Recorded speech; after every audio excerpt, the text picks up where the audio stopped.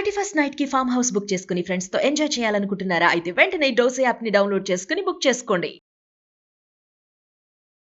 Welcome to legal opinion.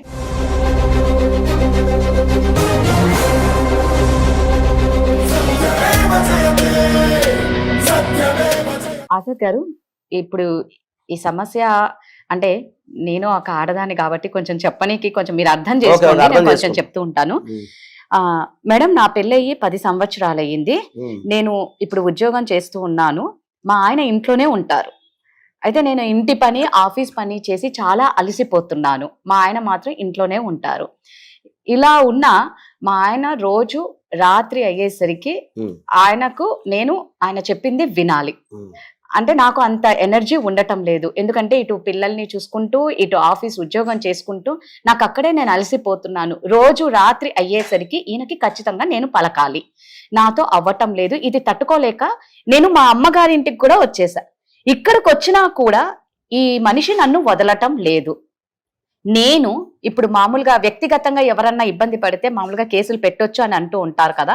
అంటే ఇష్టం లేని వ్యక్తి చెయ్యి వేస్తే అదే అనేది. మరి ఇది మ్యారిటల్ లైఫ్ లో భార్యాభర్తల మధ్య కూడా ఇలాంటి కేసులు ఏమన్నా పెట్టుకోవచ్చా? బలవంతం చేస్తున్నాడు ఇంకా అంతే కదండి, ఇష్టం లేకపోయినా కూడా బలవంతం చేస్తున్నాడట. మరి పరిష్కారం కావాలి ఖచ్చితంగా. ఉంటదా? అదైతే మనం చెప్పలేదు. ఏమంటే వ్యక్తిగతంగా ఎవరన్నా ఇబ్బంది పడితే కేసులు పెట్టొచ్చు అని అంటూ ఉంటారు. మామూలుగా ఇష్టం లేని పర్సన్ ఒక ఆడదాని మీద చెయ్యి వేస్తే మీరు ఆ పర్సన్ మీద కేసు వేయొచ్చు అని అన్నారు కదా.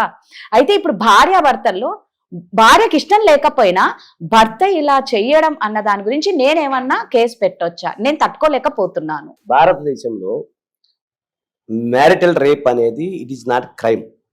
అంటే ఒక భర్త భార్య పైన అఘాయిత్యము చేసినా, ఆమెను బలవంతం చేసినా, లేకపోతే ఆమెను ఇంకో రకంగా, అంటే నేను మామూలుగా ఈ విషయంలో లైంగికంగా మాట్లాడు, ఆ సందర్భంలో అది ఎలాంటి శిక్ష అనేది ఇంతవరకు లేదు. ఎందుకంటే కొత్తగా దాని మీద సుప్రీంకోర్టు వారు అనేక రకాల విచారణ చేపట్టి కూడా భారతదేశంలో ఈ మ్యారిటల్ రేప్ అనేది క్రైమ్ కాదు. సో భర్త భార్య పైన మీరు అన్నట్టు చెయ్యి వేయటమా, సరే ఏదైనా కానీ బలవంతంగా ఆమెను లొంగపరుచుకుంటామా, అవన్నీ కూడా ఆ విషయంలో ఆమె ఏమీ చేయలేని స్థితిలో ఉంది భారతదేశం. సో అదే అన్నాం, భారతదేశంలో మ్యారిటల్ రేప్ అనేది మీరు ఎన్ని చేసినా కూడా ఇబ్బంది.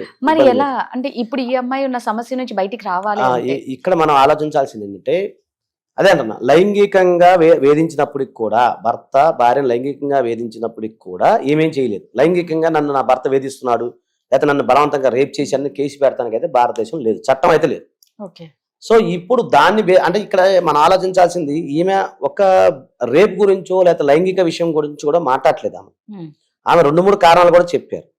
ఒకటంటే అతను పని చెయ్యడు, ఒకటి మమ్మల్ని పోషించడు, ఎప్పుడు తిడతా ఉంటాడు. సరే తాగుతాడు లేదో మనకు తెలియదు, ఒకవేళ తాగి నన్ను కొడుతుంటాడు, ఎప్పుడు పని పాట లేకుండా నన్ను వేధిస్తుంటాడు. ఇవి కారణాలు కూడా చెప్పారు. ఒక లైంగిక అంశం గురించి ఆమె ఏం చెప్పలేదు. మిగతా అన్ని కోణాల విషయంలో ఆమె చెప్పడం జరిగింది. ఓకేనా?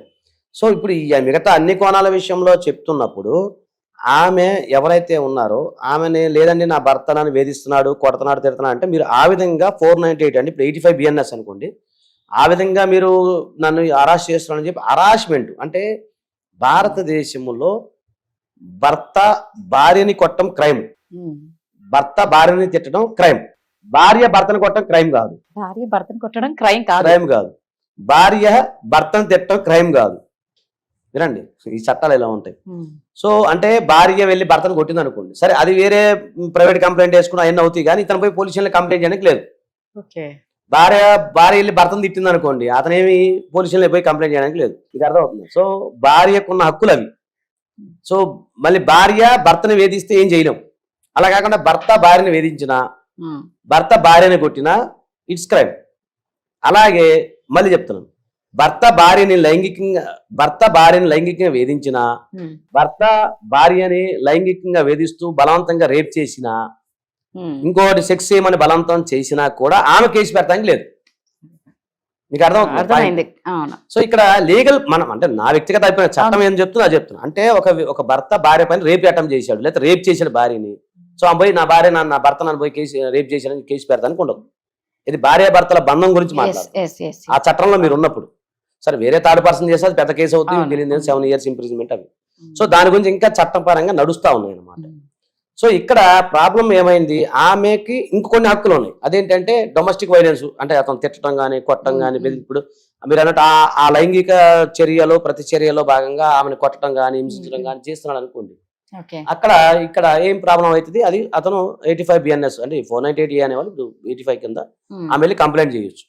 అలాగే అదనపు కట్నం కోసం అతను వేధిస్తున్నాడు అని అనుకున్నప్పుడు ఈ అదనపు కట్నం కోసం కూడా ఈమె వెళ్ళి కంప్లైంట్ చేయొచ్చు. డౌరీ ప్రొహిబిషన్ యాక్ట్ కింద నన్ను వేధిస్తున్నాడు 3 and 4 కింద కంప్లైంట్ చేయొచ్చు. అప్పుడు పోలీసు వారు అలాగే కౌన్సిలింగ్ ఇస్తారు. కౌన్సిలింగ్ లో భాగంగా ఈమె చెప్పొచ్చు ఇవన్నీ, ఇట్లా చేస్తున్నాడు అని చెప్తే పోలీసు వారు మరి వాళ్ళ కౌన్సిలింగ్ విషయంలో చెప్పి అతను మార్పు తీసుకురావడానికి ప్రయత్నం చేయడం జరుగుతుంది. లేదు సార్ అతను అలాగే ఉన్నాడు మారట్లేదు అనుకున్నప్పుడు మీరు దాని కింద మీరు వెళ్ళిపోవచ్చు. వెళ్ళిపోతే అతనికి సరే అతను 41A నోటీసు, అది లీగల్ ప్రొసీజర్ ప్రకారం వెళ్ళిపోవచ్చు. అలాగే డొమెస్టిక్ వైలెన్స్ కేసు కూడా అతని పైన పెట్టచ్చు. అలాగే ఇంకో పాయింట్ ఏంటంటే భార్య గనక వేరే వ్యక్తితో పడుకున్నా, అంటే వేరే వ్యక్తితో వ్యభిచారం చేస్తున్నా భర్త ఏం చేయలేడు భారతదేశంలో. అలాగే భర్త వేరే అమ్మాయితో ఉన్నా, వేరే అమ్మాయితో ఉంటున్నా, వేరే అమ్మాయితో లైంగికంగా ఎంజాయ్ చేస్తున్నా కూడా భార్య ఏం చేయలేదు. భార్య క్రైమ్ అతని పైన క్రిమినల్ కేసు పెడతానికి లేదు. ఇది అర్థమైంది కదా. సో అంటే భారతదేశంలో ఇప్పుడు ఇక్కడ భార్యాభర్తల కుటుంబానికి సంబంధించి ఇన్ని రకాల జడ్జిమెంట్స్, ఇన్ని రకాల పరిస్థితులు కనబడతా ఉన్నాయి. సో స్వచ్ఛంద వ్యభిచారం కూడా భారతదేశంలో నేరం కాదు.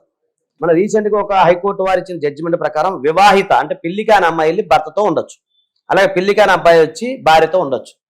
వాళ్ళు వెళ్ళి కేసులు పెడతానికైతే ఉండదు. ఈ భార్య నా వ్యభిచారం చేస్తుంది, నా భర్త వ్యభిచారం చేస్తుంది, కేసులు పెడతానికైతే లేదు. సో మీకు అర్థమవుతుంది కదా, ఇన్ని రకాల అంబిగైటిక్ క్వశ్చన్లు అనేవి జనరల్ గా అవుతాయి. మరి ఇటన్నిటికి పరిష్కారం ఏంటంటే అది నా చేతిలో లేదు, మీ చేతిలో లేదు, అది కోర్టు వారు ఇచ్చిన దాన్ని మనం గౌరవించాలి ఒకటి. సో ఇప్పుడు ఈ కేసులో ఏంటంటే ఇవి ఎన్ని రకాలుగా మాట్లాడుతున్నప్పటికి కూడా ఏమై ఆ విధంగా ముందుకెళ్ళి నన్ను నా భర్త ఇబ్బంది పెడుతున్నాడు అని చెప్పి మీరు హరాస్మెంట్ కేసు కింద కేసు పెడుతూ, అలాగే మీరు విడాకుల కింద క్రూరత్వం కింద మీరు విడాకులు అప్లై చేసి అక్కడి నుంచి మీరు బయటపడటమే తప్ప వేరేదైతే లేదు. నన్ను రేప్ చేస్తున్నాడు సార్, నా భర్త నా రేప్ చేయాలని మీరు ఏ పొజిషన్కి వెళ్ళినా అది చెల్లదు. క్రిస్టల్ క్లియర్ గా ఉంది. మీరు హరాస్మెంట్ కేసు పెడుతూ మీరు బయటకు రావాలి, ఆ మార్గం తప్ప వేరేదేం లేదు. కాబట్టి ఏంటంటే ఇది క్లారిటీ అనమాట. ఇది కొంచెం డ్రై సబ్జెక్ట్, కామన్ మ్యాన్ కి అర్థం కాదు. ఇదేంటంటే వీడియో 2-3 సార్లు చూస్తే గానీ మీకు అర్థం కాదు. ఎగ్జాక్ట్లీ నేను అదే అనుభోయినా, ఒకసారికి అర్థం కాదు. ఇంకొకటి అమ్మ మీరు అయితే రాశారు, కానీ ఒకవేళ ఇందాక ఆజాద్ గారు అన్నట్టు అసలు మీరు విడిపోవాలనుకున్నారా లేదా అనేది ఒక క్లారిటీ ఉన్నప్పుడు మాత్రమే మీరు ఆజాద్ గారు చెప్పినవన్నీ చేయాలి. మీ వీడియో 2-3 సార్లు వింటేనే ఎక్కింది, అదే అర్థం. ఇదే ఇప్పుడు ఆయన విడిపోమని చెప్పటంలే, అది మీ ఇష్టము, మీరు భరించే మీరు తట్టుకునేంత మీ ఓపికను బట్టి వీరి సలహాను తీసుకోండి. ఇంకేదైనా డౌట్ ఉంటే మాత్రం ఆజాద్ గారు ఒకటండి, దయచేసి వ్యూవర్స్ చెప్తున్నా, ఈ వీడియో ఒకసారి అర్థం కాదు, జాగ్రత్తగా 2-3 సార్లు చూస్తేనే అర్థం అవుతుంది. ఈ కుదిరితే పెన్ను పేపర్ తీసుకుని ఇంకా తొందరగా అర్థం అవుతుంది. ఓకేనండి, థ్యాంక్ యూ. థ్యాంక్ యూ అండి.